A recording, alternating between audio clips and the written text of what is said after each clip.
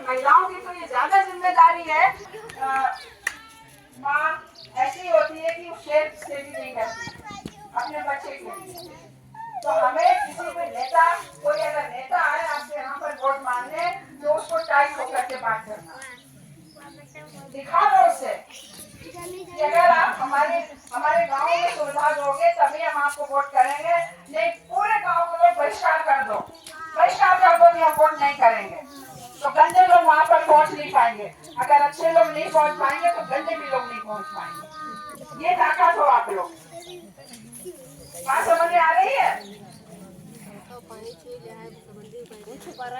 और ये तमाम तरीके के लिए हमारी महिलाएं ये यहाँ से यहाँ तक मांग करती है। बाबा साहब ने हमें पहनने ओढ़ने का अधिकार दिया, जेवर पहनने का अधिकार दिया, अच्छा खाना खाने का अधिकार दिया, पढ़ने लिखने का अधिकार दिया, वो हम सब करते हैं। हम कोई सुहाग की निशानी ये हम सब ठीक करते हैं। ये एक तो थोड़ा सा अपने शौक के लिए पहनो, हल्का फुल्का जब मन करे, बाकी इसका आपके पति से या सुहाग से इसका कोई मतलब नहीं है। और फिर करवा चौथ रखनी है तो क्या आपके आदमी नहीं मरते हैं? आपके व्रत नहीं रखते हैं? हमारी शादी को 27 साल हो गया, मई में हो जाएंगे। तो ये सब चीजें आप लोग मत करिए, अपनी इच्छा से पहनिए ओढ़िए, थोड़ा हल्का हल्का पहनिए, बाकी दिमाग खोलिए, तर्क करिए।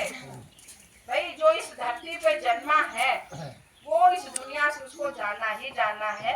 आप चाहे व्रत करो, चाहे मंदिर में उल्टा लटक जाओ, कुछ भी करो, जो पैदा हुआ है, ये बुद्ध ने कहा कि संसार परिवर्तनशील है, अनित्य है, और यही इसका नियम है। जो इस धरती पर आया है उसकी मृत्यु वो दुनिया के किसी भी कोने पे रहेगा, वो सबसे पीछा छुड़ा लेगा, लेकिन मृत्यु से पीछा कभी नहीं छुड़ाएगा। हम तो दुख भी नहीं मना पाए, समझा लिया अपने मन को हमने। ये एक दिन सबको जानना है, किसी के भी माँ बाप तो महापुरुषों के बाबा साहब के 4 बच्चे मर गए। एक बच्चा मरा राजरतन नाम का, वो जा रहे थे लंदन पढ़ने को, तो उनका जहाज का टाइम हो रहा था। रमाबाई जी के पास पैसे नहीं, बच्चे को जो कफन उड़ा सके, तो उनकी पत्नी रमाबाई जी ने इशारा किया, अंदर ले गए, बोले पैसे तो है नहीं हमारे पास में। तो वो जो साड़ी पहने थी उसका पल्ला फाड़ करके उस बच्चे को उठाया और तब उसको दफनाने ले गए शमशान घाट।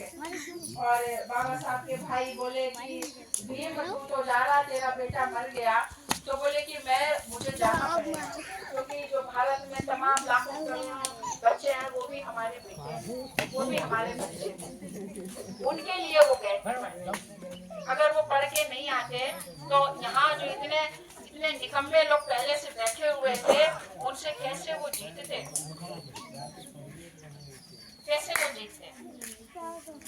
वो जब कानून मंत्री बने, देखिए जब भारत आजाद हुआ तो आजादी के बाद प्रथम कानून मंत्री डॉक्टर अम्बेडकर को बनाया गया, क्योंकि बड़े वकील थे, वो विदेशों से पढ़ के आए, लंदन से पढ़ के आए वो। तो यहाँ कोई संविधान लिखने की किसी की औकात नहीं थी, क्योंकि यहाँ पर छोटे छोटे राज्य थे, सबका एक अपना अलग अलग उसका अपना आधिपत्य था, उसका एक राजा था, उसकी एक मुद्रा थी, एक कानून था, एक नियम था। तो ये हुआ कि जो छोटे राज्य हैं उनको एक भारत कैसे किया जाए, गणराज्य कैसे किया जाए, ये किसमें दम है। इतना कोई पढ़ा ही नहीं था, न गांधी, न नेहरू, न कोई। तो अंग्रेजों ने कहा कि ना तुम्हारे देश में तो इतना विद्वान आदमी है, तो उसे पूछो ना।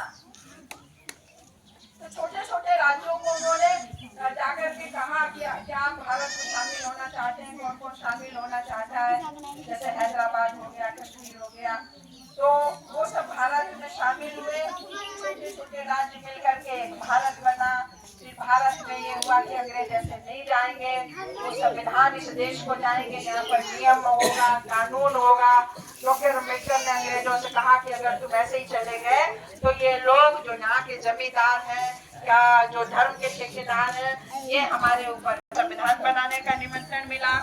तो वो जब कानून मंत्री बने और कानून मंत्री बन करके पहली बार जब वो लखनऊ आए, यहाँ पर पिछड़े समाज की सभा होनी थी, शिव दयाल चौरसिया जी जो तमोली समाज के थे, बैकवर्ड समाज के, वो इस सभा की अध्यक्षता कर रहे थे।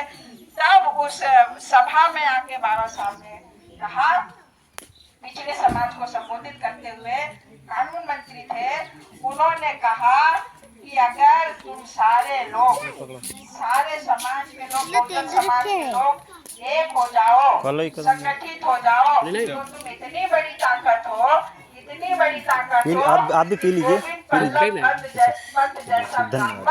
आपके पैर के जूते के फीते खोलने में गौरवान्वित महसूस करेगा। ये बातें करके गुस्से में बोले, ऐसा है नेहरू जी, मैं जानता हूँ कि मैं अपने लोगों से क्या बोलना है, मुझे क्या बात करनी है।